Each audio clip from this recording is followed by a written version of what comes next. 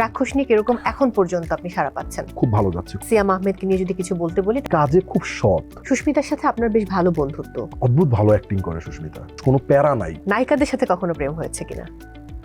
হ্যাঁ হয়েছে। ও ওয়াও, এখন কি আপনি প্রেমে আছেন নাকি প্রেমে নেই? না, এখন প্রেমে নাই। বিয়ে কবে করবে? এই প্রেশারটা 4-5 বছর চলতেছে। আর প্রথম নাটক কবে বানিয়েছিলেন? 2013-তে প্রথমেই সিনেমা বানানোর ইচ্ছা ছিল শাকিব খানকে নিয়ে। কখন আমার মুখ থেকে গল্পটা শুনে ফেলছে আমি নিজেও জানি না। আমি পুরো গল্পটা ওনাকে এক বসায় শোনাইলাম। শোনানোর পরে উনি বলল যে তোমার কি প্রডিউসার আছে? যদি প্রডিউসার না থাকে আমি প্রডিউস করবো। একটু বের হয়ে শেরিন আপুকে ফোন দিলাম যে শাকিব ভাই শিডিউল দিবে, গল্পটা খুব পছন্দ হয়েছে। পরে বললো হ্যাঁ তুই কথাবার্তা আগা। সবসময় কেন আপনার সিনেমাতে আমরা দেশের বাইরের নায়িকাদেরকে পাই? 3টা সিনেমা বানাইছি, 2টা হচ্ছে দেশের বাইরের নায়িকা, আরেকটা দেশের নায়িকা। এতগুলো মানুষের সাথে পাল্লা দিয়ে টিকে থাকা, এটা কিন্তু খুব টাফ। দর্শক চিৎকার করে উঠতেছে, তালি দিচ্ছে, সিটি বাজাচ্ছে। ওই একটা জিনিসের জন্য আমি সিনেমা বানাচ্ছি এবং ওইটা যখন আমি পাই এরপর আমার কাছে না পৃথিবীর সব ভুলে যায়। বরবাদ এবং রাক্ষস দুটোই কিন্তু ভীষণ রকমের অ্যাকশন। মাঝের যে সিনেমাটা সেটা আসলে কোন ধরনের? পুরো ফিল্মটা হচ্ছে ফান, বাট একটা ইমোশনের জায়গা তো আছেই। মেগাস্টার শাকিব খান গেলেন, আমাদের সিয়াম ভাই গেলেন, এই সিনেমায় আমরা কাকে দেখতে পাবো? বাপ্পারাজ ভাই আছে, বাহ, ফারুক আহমেদ আছে, Okay. ফজলুর রহমান বাবু আছে, Okay. দিঘি আছে। বাহ, এখানে কি চঞ্চল ভাই থাকার সম্ভাবনা আছে কিনা? দেখা যাক কি হয়।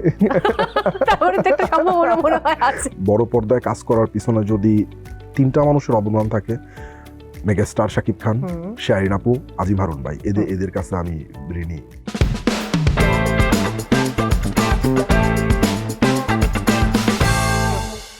প্রিয় দর্শক, সবাইকে ওয়েলকাম করছি ICCL প্রেজেন্স টিবিএস স্পটলাইটের। সঙ্গে আছি মৌ।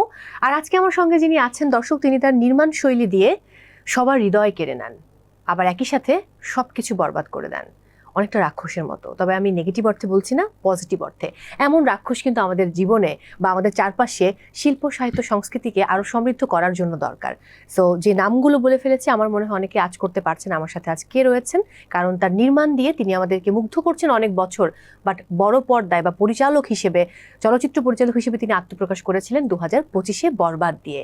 আমাদের সঙ্গে রয়েছেন আমাদের সে ভালোবাসার নির্মাতা, চলচ্চিত্র পরিচালক মেহেদী হাসান হৃদয়। ওয়েলকাম করছি, কেমন আছেন? এই তো ভালো, আপনি কেমন আছেন? খুব ভালো আছি। ফাইনালি বসা হলো, কারণ আপনার সাথে আপনার প্রথম সিনেমা বরবাদ, সেই সময় মানে প্রেস মিট, তখনও আমি ছিলাম। এবং তারপরে কাকতালীয় ভাবে দেখা হচ্ছে, কিন্তু কখনো আসলে ফেস টু ফেস আপনার সাথে বসা হয়নি। রাক্ষসের আপডেট জানবো, দেন আমি অন্য গল্পে যাব। রাক্ষস নিয়ে কিরকম এখন পর্যন্ত আপনি সাড়া পাচ্ছেন? এখন আপডেট হচ্ছে সিনেপ্লেক্স, মাল্টিপ্লেক্সে চলতেছে, পাশাপাশি হচ্ছে যে সিঙ্গেল স্ক্রিনগুলোতেও চলতেছে। 10 তারিখ থেকে মানে আগামীকালকে থেকে হচ্ছে সিঙ্গেল স্ক্রিন আরো বাড়বে, মানে 60+ হবে সিঙ্গেল স্ক্রিন ইনশাআল্লাহ। সো আলহামদুলিল্লাহ, খুব ভালো যাচ্ছে, খুব ভালো যাচ্ছে। দারুণ। এই মাসের শুরুতে কিংবা গত মাসের শেষের দিকে সম্ভবত একটা আপনি গিয়েছিলেন প্রিন্স সিনেমার প্রিমিয়ারে, স্পেশাল স্ক্রিনিং এ। সেখানে মেগাস্টার শাকিব খান একটি কথা বলেছেন, যেটাকে কোট করে অনেক সাংবাদিক নিউজ করেছে, আমি দেখছি, যে তিনি বলেছেন এরকমটা, কমার্শিয়াল সিনেমার one of the best directors সে হচ্ছে মেহেদী হাসান হৃদয়।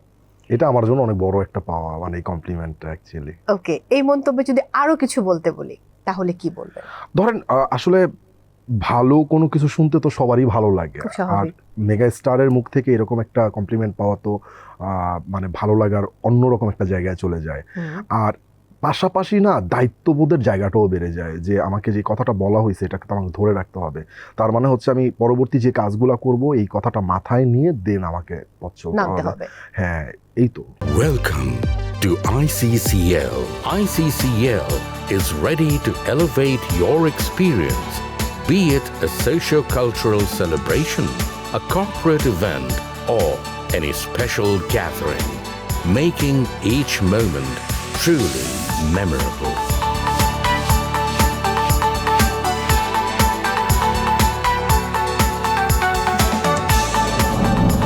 ICCL, elegant venue, delectable dining.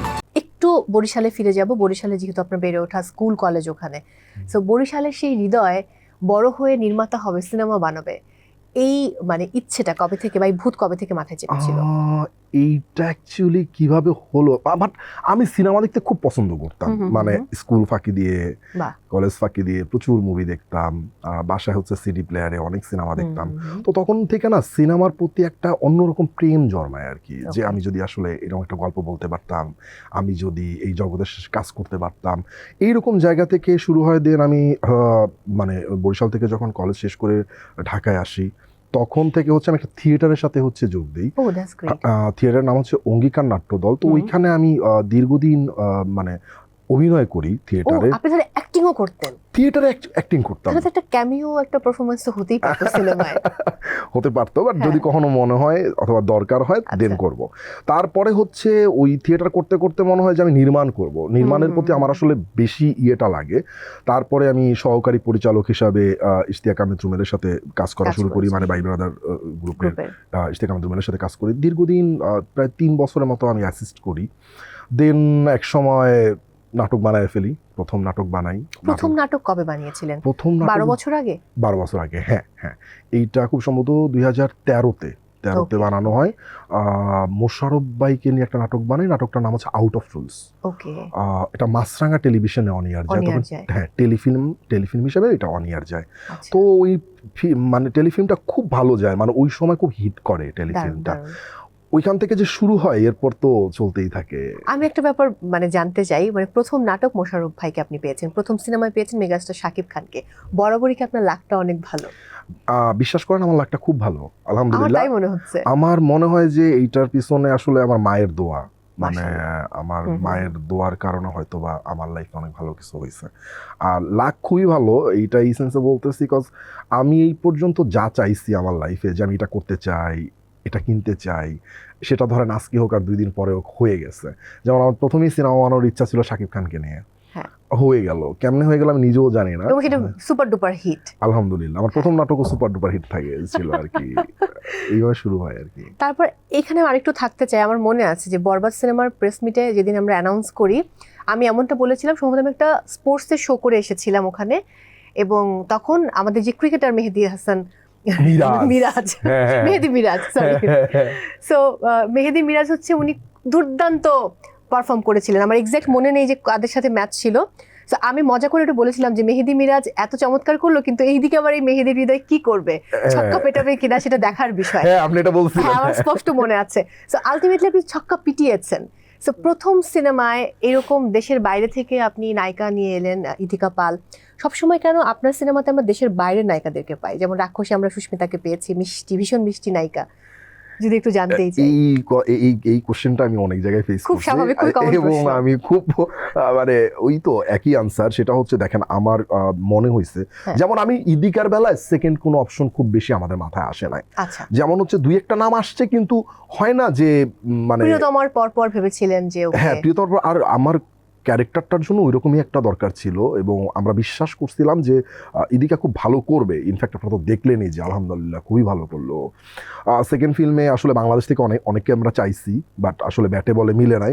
দেন আমরা কলকাতা থেকে একটা নামই আসছে আমার কাছে প্রথমে, ওই নামটা, এবং ওইটার সুস্মিতার যখন ছবি দেখি, সুস্মিতার যখন অন্য কাজের ভিডিওসগুলা দেখি, দেন মনে হয়েছে না ঠিকঠাক ও পারবে। তো ফাইনালি হইলো। এবার তো গেলে দেখেন আমি 3টা সিনেমা বানাইছি, আরেকটা সিনেমা হ্যাঁ এটা আমার কুরবানিতে রিলিজ হচ্ছে।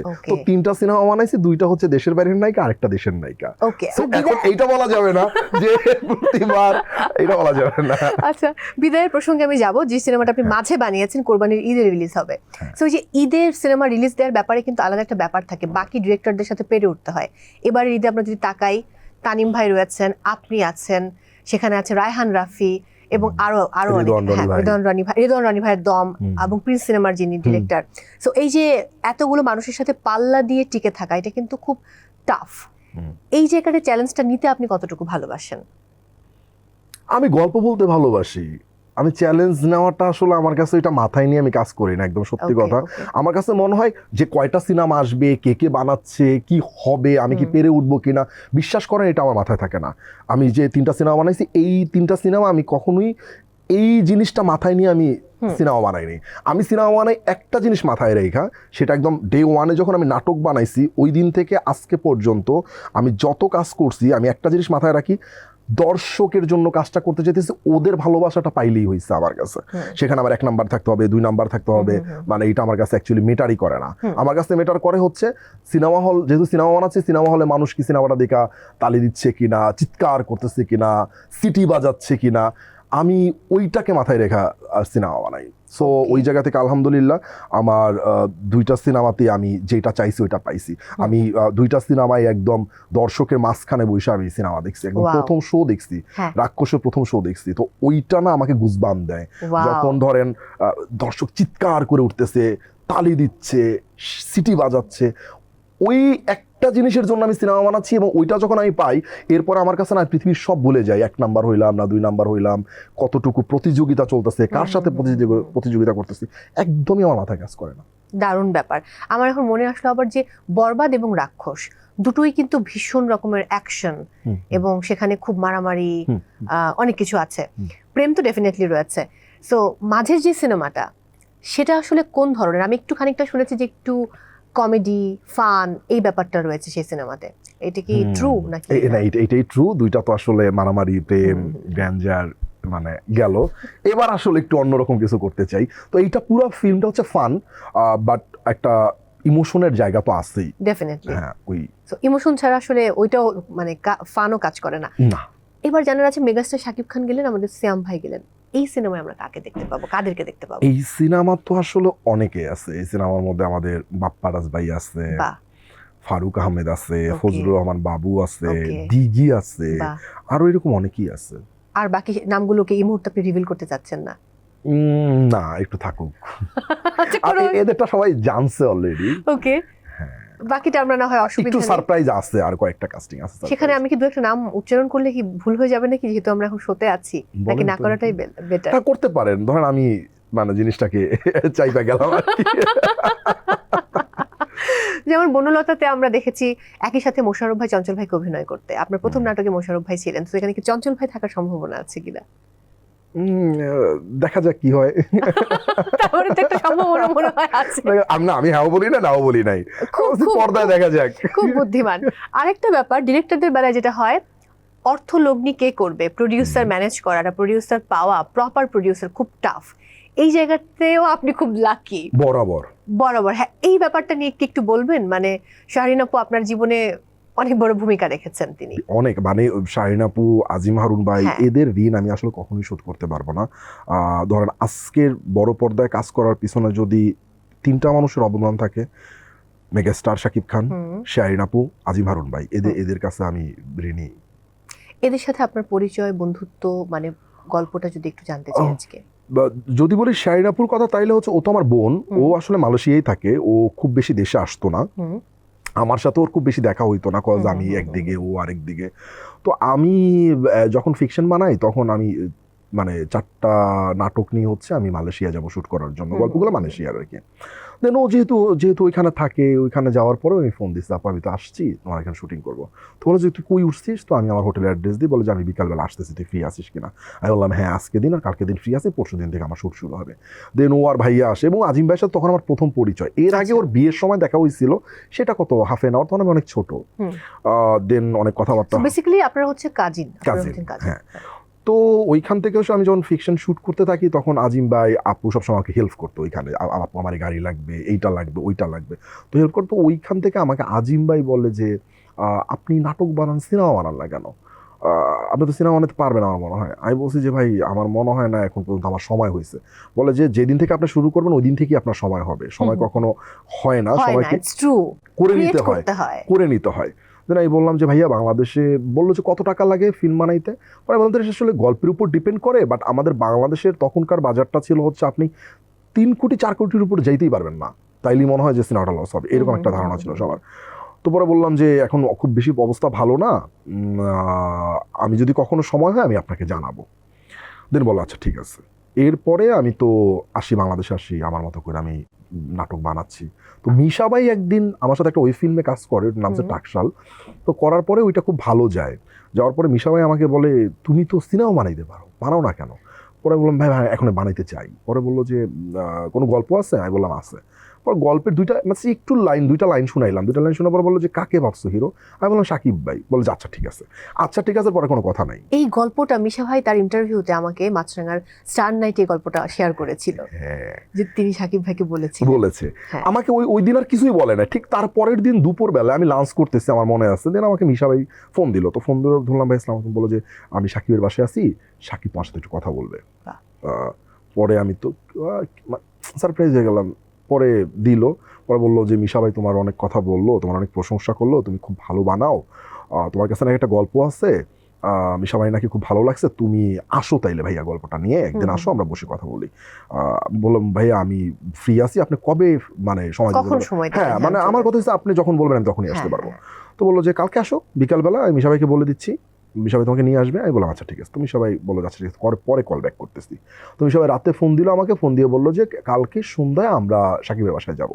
কথা বললাম যে ভাই চলেন। তো সে আমার অফিস থেকে তার গাড়ি করে আমাকে নিয়ে যায়। নিয়ে যাওয়ার পরে নর্মালি সাকিব ভাই মনে হয় না যে সাকিব খানের সাথে দেখা করতে যাবো অথবা গল্প শোনাইতে যাবো, একটু মানে কাজ করতেছিল। দেন আমি যখন ঢুকি, উনি আমাকে এমন ভাবে রিসিভ করলো যে মনে হয় ওনার সাথে আমার অনেক দিনের পরিচয়। এই হৃদয় বসো, ভাইয়া কি খাবা? আমি বললাম ভাই বসতে না, বসো বসো বসো, কি খাবা? ভাইয়া এখন কিছু খাবো না। না খাও, এই সবুজ হৃদয়ের কি খাবে দেখ। আমি বললাম ভাইয়া ঠিক কফি হলেই চলবে। পরে কফি খেলো, পরে অনেকক্ষণ প্রথমে এমনি আড্ডা দিল, মানে গল্প টল্প কোনো কিছু না। তো আড্ডা দিতে দিতে দিতে দিতে উনি যে কখন আমার মুখ থেকে গল্পটা শুনে ফেলছে আমি নিজেও জানি না। আমি পুরো গল্পটা ওনাকে এক বসায় শোনাইলাম। শোনানোর পরে উনি বললো যে তোমার কি প্রডিউসার আছে? যদি প্রডিউসার না থাকে আমি প্রডিউস করবো। এটা মনে হয় প্রথম দিন আমাদের ইয়েতে বলছিল। বললাম ভাইয়া আছে। পরে বললো ঠিক আছে তাহলে প্রডিউসারকে তুমি নিয়ে আসো। আমি বললাম ভাইয়া ঠিক আছে। দেন তো বের হয়ে শেরিন আপুকে ফোন দিলাম যে সাকিব ভাই শিডিউল দিবে, গল্পটা খুব পছন্দ হয়েছে। পরে বললো হ্যাঁ তুই কথাবার্তা আগা। এই তো এখান থেকে শুরু হয় গল্প। আসলে ইউ আর সো লাকি। হ্যাঁ আলহামদুলিল্লাহ। এবার একটু নির্মাণের প্রসঙ্গে যদি যাই, আপনার সাবজেক্ট কি ছিল? আপনি সাউথ ইস্টে পড়েছেন, বিবিএ তে পড়ে এই যে এত দুর্দান্ত সব ফিল্ম বানিয়ে ফেলছেন, কিভাবে সম্ভব? আসলে আমি এটা কি শুধুমাত্র আপনি বলেছেন যে আপনি এডি হিসেবে অনেকদিন কাজ করেছেন, সো আপনার প্র্যাকটিক্যাল জ্ঞানটা অনেক? ওইটা তো আছেই, ওইটা ধরেন আমার নির্মাণে কাজে দিছে কিন্তু থিয়েটার আমি ওই যে ফিল্ম দেখাটা আমার কাছে মনে হয় আমার জন্য খুব বেশি কাজ করছে আর কি। এখানে এত ফিল্ম দেখছি আমি ধরেন সব ধরনের ফিল্ম দেখতাম, তো ওই দেখতে দেখতে দেখতে দেখতে গল্প বলাটা আসলে তখন ওইখান থেকে আসলে বুঝতে পারলাম যে এইভাবে গল্পটা বলতে হবে। দেন তো প্র্যাকটিক্যালি যখন অ্যাসিস্ট করি, কিভাবে শর্ট নিতে হয়, কিভাবে কি করতে হয়, যা হয় আর কি ওইভাবেই। যখন এডিটিং করেন তখন কি আপনি নিজে উপস্থিত থাকেন না পুরোটা টিমের উপর ছেড়ে দেন? না, প্রথমে তো রাফ কাট হয়।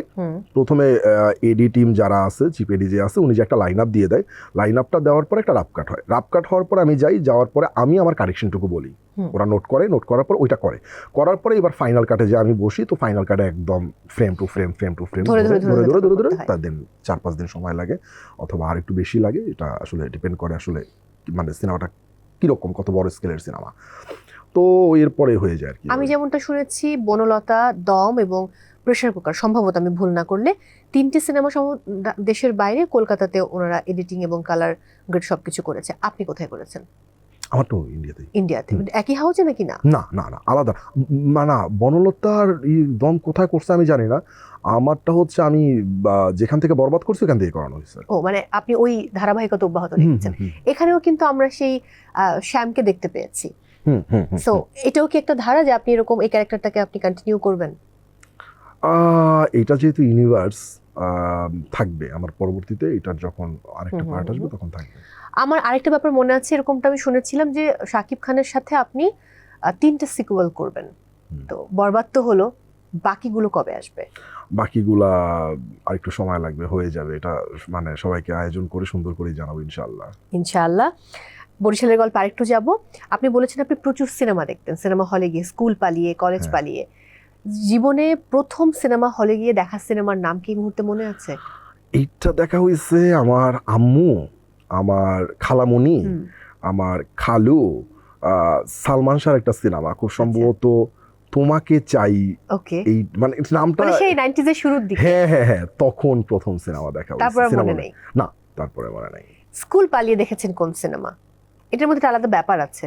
অনেক সিনেমা মানে না, তখন মান্না ভাইয়ের সিনেমা চলতো খুব। মান্না ভাই, সাকিব ভাই, এদের তাদের সিনেমা মানেই হিট, তো তাদের সিনেমাই দেখা হইতো বেশি।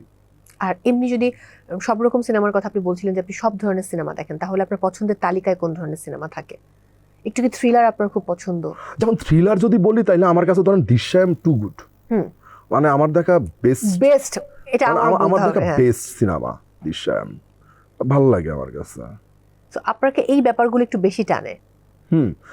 না, এইটা আসলে মুডের উপর ডিপেন্ড করে অনেস্টলি। ধরেন আমি যে আসলে এইটা আমাকে টানে ওইটা আমাকে টানে, বিষয়টা এরকম না। ধরেন বরবাদের গল্পটা আমার মাথায় ছিল, তখন ওইটা আমার মুডে ছিল যে আমার এটা বানাইতে ইচ্ছা হইতেছে। এরপরে ধরেন রাক্ষস, মানে এই বরবাদ এই জন্যই বানাইছি দেখেছি এইটাই বানাইতে হবে তা না, গল্পটা মাথায় আসছে এর জন্য বানাইছি আর কি। এটা আমার মনে হয়েছে আমি এখন করবো। মানুষের হয় না যেমন আপনার এখন কফি খেতে ইচ্ছে হইতেছে, আপনি কিন্তু কফি খাবেন, আপনাকে চা দিলে কিন্তু আপনার পোষাবে না জিনিসটা। তো ওই রকম মনে হয়েছে যে রাক্ষস বানাবো। এরপরে যে বিদায় যেটা বানাইছি তখন একটু ফান মনে হয়েছে, আচ্ছা একটু অন্যরকম বানাই। দর্শকের টেস্ট কেমন বুঝি? আমি সব ধরনের সিনেমা বানাইতে চাই, সব ধরনের। ওকে, তার মানে সেখানে ফ্যামিলি ড্রামা কিংবা একদম পিওর প্রেমের গল্প সেগুলোও থাকবে আপনার তালিকাতে? সব ধরনের সিনেমা। এবার যদি আর্টিস্টদের প্রসঙ্গে আসি, সিয়াম আহমেদ খুবই পাঞ্চুয়াল একজন আর্টিস্ট এবং দুর্দান্ত মানুষ হিসেবে খুবই দারুণ।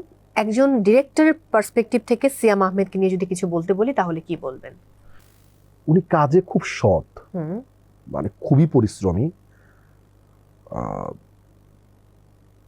গুড অ্যাক্টর, ভালো মানুষ। হ্যাঁ, অনেকগুলো একসাথে অনেকগুলো উদাহরণ। হ্যাঁ, একটা বললে আরেকটা চলে আসে আর কি। একটু বলি, কখনো এরকম হয়েছে কাজ করতে করতে হয়তো কোথাও মতের অমিল হচ্ছে, মিলছে না, তিনি হয়তো বলছেন যে এটা এইভাবে না করে এইভাবে করলে বেটার হতো, এইরকম কোনো ঘটনা ঘটেছে কিনা? না, এটা শুটিং এ কখনো হয় নাই। এটা যেটা হয়েছে আপনার, আমরা তো শুটিং এর আগে অনেক দিন পর্যন্ত আমাদের বোঝাপড়াটা ছিল, স্ক্রিপ্ট রিডিং সবকিছু মিলা। তখন অনেক সময় হয়েছে ভাই এটা এইভাবে না করলে এটা কেন করব, এটা এই কারণে করবেন, মানে অনেকগুলা যুক্তি। অথবা উনি একটা কিছু বলছে, আমার কাছে মনে হয়েছে হ্যাঁ কেন বলছে, আমি জিজ্ঞাসা করছি, পরে উনি বোঝাইছে এই কারণে হইতে পারে ভাই, আপনি দেখেন ভাই। বা এইরকম মানে কখনো এরকম হয় না যে একটা কিছু বলছি উনি শুনে নাই, উনি বলছে আমি শুনি না, এরকম হয় নাই। বা একটু সুস্মিতার প্রসঙ্গে যাব। সুস্মিতার সাথে আপনার বেশ ভালো বন্ধুত্ব, খুব স্বাভাবিক সেটা। আর তাকে যদি মানে তাকে নিয়ে কিছু বলতে বলি, মন্তব্য করতে বলি, তাহলে তার কাজ নিয়ে আপনার মন্তব্য কি? অদ্ভুত ভালো অ্যাক্টিং করে সুস্মিতা, এবং খুব ভালো মানুষ, কোনো প্যারা নাই। মানে হয় না নায়িকাদেরকে নিয়ে অনেক প্যারা নিতে হয়, কিছু থাকে কিন্তু ধরেন মেকআপ দিচ্ছে যে ঠিক আছে 10 মিনিট আসছি বলে হাফ এন আওয়ারে নাই, কিন্তু সুস্মিতা 10 মিনিট মানে 10 মিনিটই। ওয়াও। এবং ধরেন সকাল 7টা মানে 7টা, দারুণ দারুণ। এবং 6:55 হবে, কখনো 7:10 হবে না। বাহ, মানে আগে আসবে সে, দেরি হবে না। এবং আপনি সারা রাত শুটিং করান, ও 1 সেকেন্ডের জন্য আপনাকে কোনো প্যারা দিবে না যে কখন শেষ হবে, ভাইয়া কখন যাব, অথবা কখন, মানে কি, মানে এইগুলো কোনো কিচ্ছু না। Wow wow, that's great. এবং ও কিন্তু নিজেও খুব প্রশংসা করেছে আপনাকে নিয়ে, যখন আমি ওর সাথে বসেছি সেও আপনার কথা প্রচন্ড ভালো ভালো প্রশংসা করেছে যে না তাই ডিরেক্টর হিসেবে সে খুব ওয়াও। আমি সুস্মিতাকে প্রশ্ন করেছিলাম যে নেক্সটে আমরা এই জুটিকে আর পাচ্ছি কিনা, এই ডিরেক্টর নায়িকার জুটি। তো সে বলেছে যে এটা তো আমি জানি না, আমি তো করতে চাই, এটা তো হৃদয় ভালো বলতে পারবে। তো এবার আপনি উত্তর দিন যে আমরা আবার পাবো কিনা। অবশ্যই সুস্মির সাথে কাজ করতে চাই। আমার কাছে মনে হয় শুধু আমি না, যে কোনো ডিরেক্টর, যে কোনো আর্টিস্ট ওর সাথে কাজ করলে ওর সাথে আরেকবার না বহুবার কাজ করতে চাইবে, ও এরকম। আর আমি তো অবশ্যই চাই, বাট এইখানে একটা ব্যাপার তো থেকেই যায়। ধরেন গল্প একটা ফ্যাক্ট, আবার দেশের বাইরে মানে ম্যাচ করাটা একটা ইস্যু হয়ে দাঁড়ায়। এই 2026-এর একটা ওয়ান কাইন্ড অফ আমরা শুরুর দিকেই রয়েছি, মানে মার্চ শেষ করে এপ্রিলে আমরা পদার্পণ করেছি, পুরো বছরটা এখনো বাকি। এই বছরের যদি পুরো চার্টটা আমি জানতে চাই যে আপনার প্ল্যানিংটা কি? বিদায় তো আসবে কোরবানির ঈদে, তারপরের বছরের বাকি সময়টুকু আপনি কি করবেন? আমি 2027-এর রমজানের ঈদ এবং কুরবানির ঈদে, এই বিদায় শেষ হওয়ার পরে 27-এর রমজানের ঈদ এবং কুরবানির ঈদের সিনেমার মানে স্ক্রিপ্ট লেখা শুরু করব। ও, স্ক্রিপ্ট লেখা শুরু করবেন। স্ক্রিপ্ট লিখতে আপনার কত সময় লাগে, মানে কত দিন লাগে বা কত মাস লাগে? এইটা আসলে ডিপেন্ড করে মুডে থাকলে। হ্যাঁ, মুডে থাকলে ধরেন আমার খুব বেশি সময় লাগে না, আমার খুব তাড়াতাড়ি হয়ে যায়। যেমন আমি রাক্ষস লিখছি হচ্ছে খুব সম্ভবত ফার্স্ট ড্রাফট শেষ হয়েছে 12 দিন কি 15 দিন। ওয়াও। আমি এখানে একটা ব্যাপার বলতে চাই, অন্যের গল্প নিয়ে আপনি সিনেমা কেন বানান না? সবসময় গল্প আপনি কেন লিখেন? আমি নাটকও যখন বানাইছি আমি অন্যের কোনো স্টোরি নেন নাই, খুব কম। ধরেন আমি 200-250+ নাটক বানাইছি, সেখান থেকে মনে হয় সর্বোচ্চ 5টা গল্প নেওয়া হয়েছে বাইরে থেকে, তাও স্ক্রিপ্টই আমার লেখা ছিল, বাকি সব স্ক্রিপ্ট আপনার নিজের লেখা। ওয়াও। আমি নিজে আরাম পাই, মানে মনে হয়, মানে যে গল্পটা আপনি নিজে বলতে চান ঠিক সেইভাবেই আপনি স্ক্রিনে বা অন স্ক্রিন আপনি সেটা ফুটিয়ে তোলেন। আপনার সবচেয়ে বড় সমালোচক কে আপনার কাজ দেখে? কে সমালোচনা করে? আমার টিম। ওকে।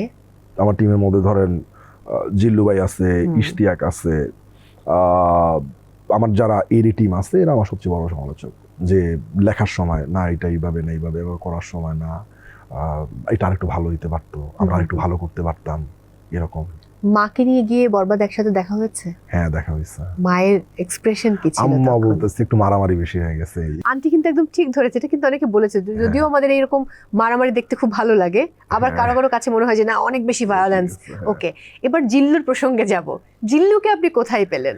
জিল্লুটা হচ্ছে কি, মানে আমাদের ক্রিয়েটিভ ডিরেক্টর আমার এক ভাই ব্রাদার, আমার সাথে দীর্ঘদিন আমরা একসাথে কাজ করি, ওনার নাম হচ্ছে জিল্লু। তো আমরা বরবাদ, জিল্লু ভাই, আমি, ইশতিয়াক, আমরা যে টিম কাজ করতেছিলাম, তো একটা ক্যারেক্টার বের হয়েছে, জিল্লু এবার অ্যাক্টিং করে। আচ্ছা, ওকে। তো ওই ক্যারেক্টার নামই জিল্লু দিছি, মানে ওই চরিত্রটা আসলে আমাদের অরিজিনাল জিল্লু ভাইয়ের করার কথা ছিল। যে বরবাদে রাক্ষসে হচ্ছে ইয়ের পিএস ছিল, সোহেল মন্ডলের পিএস ছিল। আচ্ছা, ওই ভদ্রলোকের করার কথা ছিল। তো ভিসা জটিলতার কারণে ঠিক শুটিং এর মনে হয় 1 সপ্তাহ আগে ওনাকে বুঝতেছি যে ওনার যাওয়াটা হবে না ইন্ডিয়া, তার মানে আসলে ক্যারেক্টারটা অন্য কেউ করতে হবে। ও, তার মানে আপনি ইন্ডিয়া গিয়ে আর্টিস্ট ম্যানেজ করেছেন? হ্যাঁ, না, বাংলাদেশ থেকে ম্যানেজ করছি, কারণ আমাদের তো 7 দিন সময় বাকি আছে শুটিং এর। তো ওইখান থেকে হচ্ছে কাকে নিব আমরা পুরা একটা বিপদের মধ্যে পড়ে যাই। দেন অনেকগুলা অডিশন আসে আমার কাছে, ভিডিও। তো আমাদের ওইখানকার যে চিফ অ্যাসিস্ট্যান্ট ডিরেক্টর ছিল, নাম হচ্ছে জয়, ও আমাকে পাঠায়, দাদা দেখুন তো উনি হবে কিনা, দেখুন তো উনি হবে কিনা, এরকম অনেকগুলা আসে আমার কাছে। দেন আমার মানে স্যাম ভট্টাচার্য যে জিল্লু ক্যারেক্টারটা করে, ওরে আমার কাছে মনে হয়েছে ঠিকঠাক। ও দেন আসলে ওই ভিডিও দেখে ওরে লক করা হয় যে না, ওনাকে ঠিকঠাক করো। তারপরে হচ্ছে শুটিংয়ে যেদিন যাব, ওই দিন প্রথম ওর সাথে আমার দেখা। আরে বাহ! তো আমি বলছি যে ওনাকে আমার গাড়িতেই নাও, কারণ আমি তো ওরে এর আগে ক্যারেক্টার ব্রিফ করতে পারি নাই যে আসলে কি করবে না করবে। দেন গাড়িতে উঠতে আমাকে জিজ্ঞাসা করতেছে, পরিচয় হলাম, হাই হ্যালো, বললো যে দাদা আমি কি চান, আপনি কি করতে হবে? তো আমি একটা লাইন বললাম। কি ছিল সেটা? অন স্ক্রিন বলতে খুব বাজে শোনা যায়, কোনো অসুবিধা নেই, আমরা জানতে চাই। ওরে বললাম যে পোষা কুকুর আছে না মনিবরে যেমন ভক্তি করে, আপনি হচ্ছেন ওই ক্যারেক্টার, মানে ওইটাই করবেন, আপনার আর কিচ্ছু করা লাগবে না। তো বলো দাদা আমি বুঝতে পারছি। তো এর মধ্যে শুটিং করতে করতে করতে করতে যতটুকু মানে বোঝাপড়া আমি এবং সে কিন্তু দুর্দান্ত করেছে, মানে জিল্লুকে আলাদা করে সবাই মনে রেখেছে, একদম সবাই। সো পরে আবার রাক্ষসে আপনি তাকে আবার কন্টিনিউ করলেন। এইভাবে আমি যেটা একটু আগেই প্রশ্নটা করেছিলাম, যদি আরেকবার আমি ছুড়ে দিই যে আমরা তাহলে জিল্লুকে কি ব্যাক টু ব্যাক এরকম পাবো? মানে যদি আমার ইউনিভার্স যদি হয় তাহলে তো ও থাকবে, কারণ ওকে আমি রাক্ষসের ইয়েতে দিয়ে দিছি যে লাস্টে পোস্ট ক্রেডিট সিকোয়েন্সে বোঝাই দিছি যে ও থাকবে পরবর্তী। ও দ্যাটস গ্রেট, তার দর্শকের কাছে ক্লিয়ার যে জিল্লু কিন্তু থাকছে। এবার চলে যাই অন্য প্রসঙ্গে। এটা খুবই পার্সোনাল প্রসঙ্গ, যে আমরা মেহেদী হাসান হৃদয়ের খুব ব্যক্তিগত জীবন নিয়ে তেমন একটা জানি না। সো ব্যক্তিগত জীবন নিয়ে আমাদেরকে যদি কিছু জানাতেন। ব্যক্তিগত জীবন নিয়ে হচ্ছে আমার মা আছে, বাবা নাই, ভাই বোন কেউ নাই, আমি একাই। আপনি একমাত্র সন্তান? হ্যাঁ। ও মাই গড। আমার ঢাকায় থাকি হচ্ছে বাড্ডাতে। এখানে আমার মানে নানা, নানু, খালামণি, মামা সবাই মানে একসাথেই আর কি। একসাথে বলতে একই বিল্ডিং এ না, আমার বাসা এখানে, আমার মামার বাসা এখানে, এরকম আর কি। আর বরিশাল তো গ্রামের বাড়ি, ওইখানে যাওয়া হয় মাঝে মাঝে ঈদে। এখন মা এখানে থাকেন আপনার সাথে? হ্যাঁ, আম্মু আর আমিই থাকি। বাহ। বিয়ে করি না, এখন সিঙ্গেল। এই যে মা, এই প্রসঙ্গে আমি আসতে চাচ্ছিলাম, একটু ভদ্রভাবে প্রশ্নটা করেছি। মায়েদের তো একটা অন্যরকম প্রেশার থাকে, একমাত্র সন্তান, ছেলে হোক কিংবা মেয়ে হোক, বিয়ে কবে করবে? সেটা এই প্রেশারটা 4-5 বছর চলতেছে। আপনি সেটা কিভাবে ট্যাকেল দেন? এই যে করছি, এই যে হবে, দাঁড়াও আর 1 বছর সময় দাও, আর 6টা মাস সময় দাও, এই ফিল্মটা শেষ করতেছি, শেষ করার পরেই করব, এরকম করে করে আর কি সময়টা। আরেকটা প্রশ্ন চলে আসে, আমি সুস্মিতাকে প্রশ্ন করেছিলাম যে আমি যদি ভুল না করি তাহলে তোমার যতগুলো রিউমার আমি জানি সবগুলো ডিরেক্টরের সাথে, কোনো নায়কের সাথে তোমার কোনো রিউমার নেই। তো কিছুক্ষণ ভাবলো, ভেবে বললো যে ইউ আর রাইট, কোনো নায়কের সাথে রিউমার নেই, সব ডিরেক্টরদের সাথে। তখন আমি বললাম যে বাংলাদেশের ডিরেক্টর তোমার কেমন লাগে? এখন যদি আপনাকে প্রশ্ন করি, নায়িকাদের সাথে কখনো প্রেম হয়েছে কিনা? হ্যাঁ, হয়েছে। ও ওয়াও, দর্শক আমি উত্তরটাই জানতে চাচ্ছিলাম। থ্যাংক ইউ সো মাচ যে আপনি এরকম সহজ স্বীকারোক্তি দিয়ে দিলেন। তো এখন কি আপনি প্রেমে আছেন নাকি প্রেমে নেই? না, এখন প্রেমে নাই। প্রেম আপনার কাছে কেমন? সুন্দর আর শান্তির। শান্তির, সুন্দর শান্তি বজায় থাকলে প্রেমটা সুন্দর হ্যাঁ। হয়। সো আপনার জীবন ভীষণ সুন্দর হোক, প্রেম থাকুক, আর অনেক সুন্দর সুন্দর মানে ক্রিয়েশন দিয়ে আমাদের মনকে জয় করতে থাকুন, হৃদয় জয় করতে থাকুন, সেই প্রত্যাশা। দর্শকদের উদ্দেশ্যে কিছু বলুন। যারা যারা রাক্ষস দেখছেন, রাক্ষসকে ভালোবাসছেন, আপনারা যারা যারা এখনো রাক্ষস দেখেন নাই তারা তারা রাক্ষস দেখবেন, আর যারা যারা দেখছেন তারা আপনাদের ভালো লাগলে আশেপাশে আপনাদের ভাই ব্রাদার বন্ধু আত্মীয় স্বজন যারাই আছে সবাইকে রাক্ষসের কথা বলবেন, রাক্ষস দেখার কথা বলবেন। ভালো থাকবেন সবাই। আবারও thank you so much for coming. আপনাকে অনেক ধন্যবাদ। অসংখ্য ধন্যবাদ আপনাকেও, এবং আশা করছি যে সামনের দিনগুলোতে বা আগামী কোরবানির ঈদ, রোজার ঈদে আমরা দুর্দান্ত কাজ পাবো আপনার কাছ থেকে, সেই প্রত্যাশা রইল। এবং যেহেতু নেক্সট কোরবানির ঈদেই আসছে বিদায়, সো বিদায়ের জন্য আগাম শুভকামনা আমি শেষ করছি। প্রিয় দর্শক, বিদায় নিতে হচ্ছে আজকের মতো। সবাই অনেক ভালো থাকুন, নিরাপদে থাকুন। এখনো যারা রাক্ষস দেখেননি, সিনেমা হলে গিয়ে পরিবার পরিজন বন্ধু বা প্রেমিকা অথবা প্রেমিককে নিয়ে গিয়ে সিনেমাটি দেখে ফেলুন, এবং অনেক ভালো থাকুন আর সবসময় থাকুন টিবিএস এর সঙ্গে।